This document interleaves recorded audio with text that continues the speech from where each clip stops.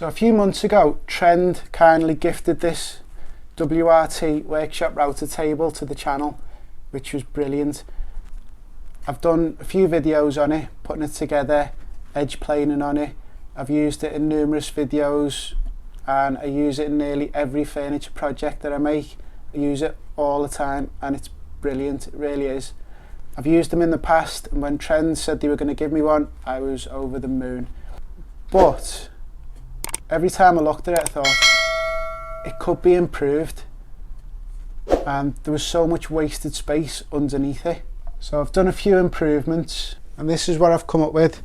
So instead of using the handle that's supplied to raise and lower the cutter,